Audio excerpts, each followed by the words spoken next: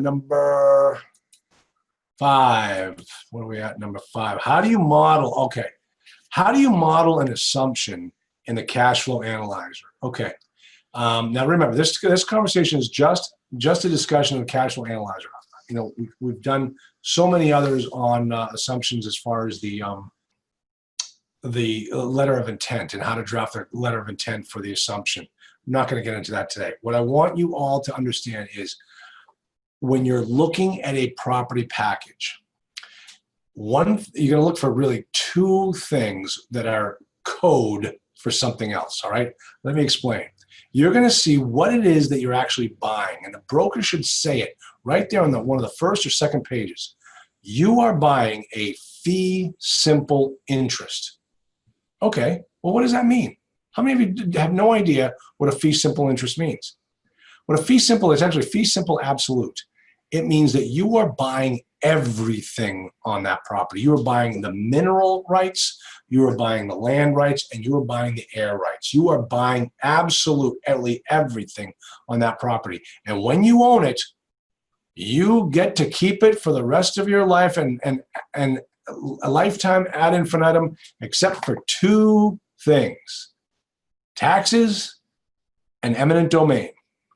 The government can come in and take your property away from you, but no man can, unless it's, oh, wait a minute, unless it's adverse possession. Then that's a whole different story. But that's how fee simple absolute works.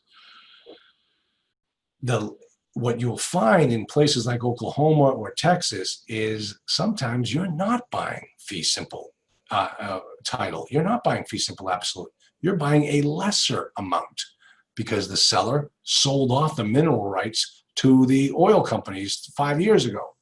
Well, once he sold it, he can't sell it to somebody else. You can only sell that which you own. And so that's why on when you're looking at a property package, you're looking at that fee simple absolute, and that's what it means. You're buying everything on that property. So that's number 1. The next code that you see on an offering memorandum is free and clear of all debt, or all cash, or cash to I can't remember what the other term is, but cash to something else. Okay, Dave Golden showed. Thank you, David. I appreciate that information. Everybody sees what Dave just wrote down there about the income showing up in the form 8825 for the LLC.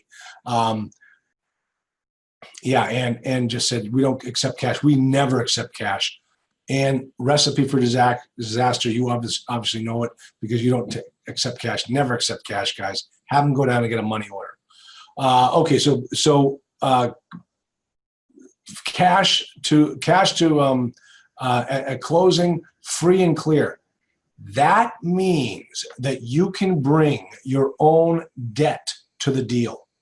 You can go out and source your money from equity and debt as you see fit. The alternative to that is you can't source your own debt. You have to assume our debt.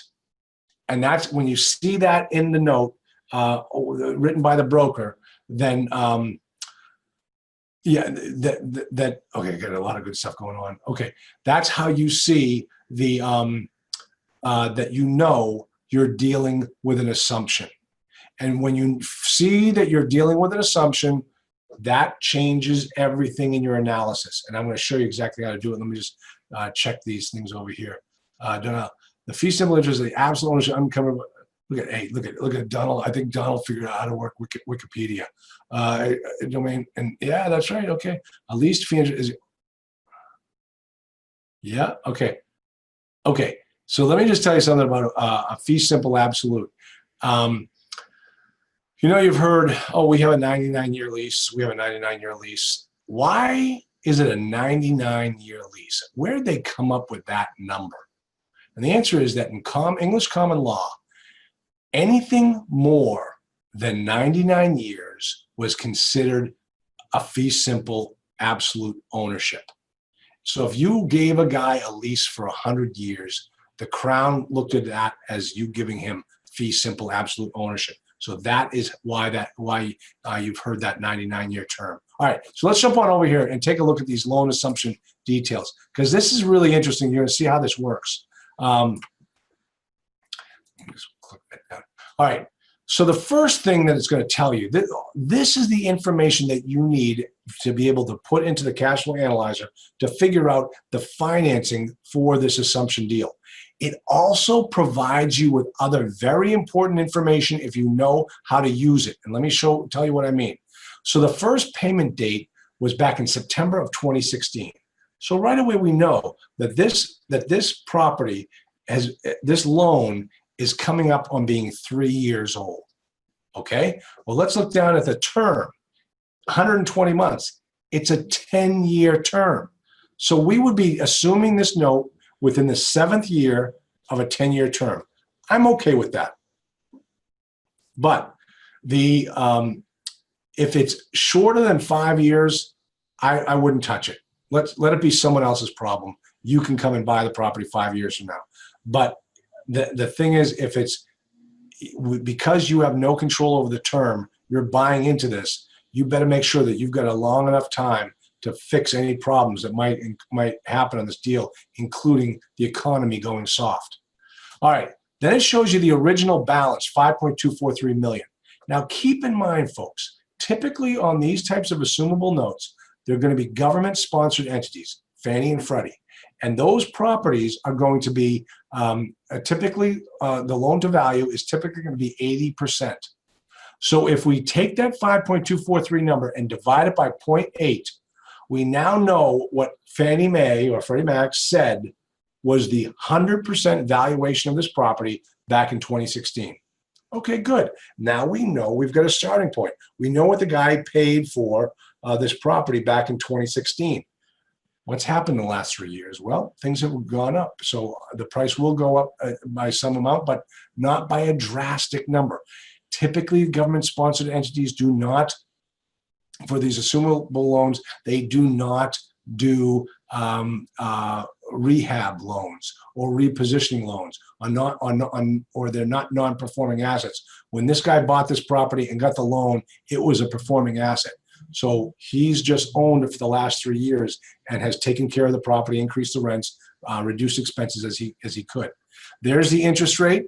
The IO is the interest-only period. There was no interest-only period. Now here's the key. It's a 30-year amortization. Understand the difference. It's a 10-year term. It's going to balloon in 10 years. I got to pay it back in 10 years. But over that 10-year period, I am reducing the principal as if it was a 30-year loan like you have in your home. All right? So, but that all comes into play when we're using the cash flow analyzer. Let me show you. So remember those numbers I just gave you. Here is the cash flow analyzer. When you're doing an assumption, you come to section 4 in the financing section. Don't worry about the down payment percentage. It does not matter, because what you're going to do is right here under this amount borrowed or assumed number, you hard code in that amount. It's really you hard code in the outstanding amount of, so we're assuming in this case, it's at 5.243 is the outstanding amount. You stick in the interest rate and then look at under the term. You don't do 120. You do the 360. You do that 30-year term. All right. That is how you figure out how to do the assumption when you're doing the cash flow analysis. Okay. So, did anybody have any questions on that? Just speak on up. You don't do anything with a second mortgage. The other thing you might want to find out is remember, we know now. Remember from here, you can go up to section 1 where you put in the contract purchase price.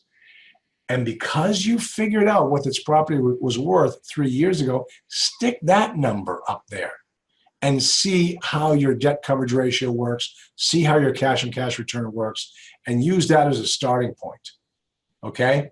Because the guy, may want just his 20% back, get out of there and get out, or he may want a little bit more, but that's how you figure out what the price is going to be on this deal.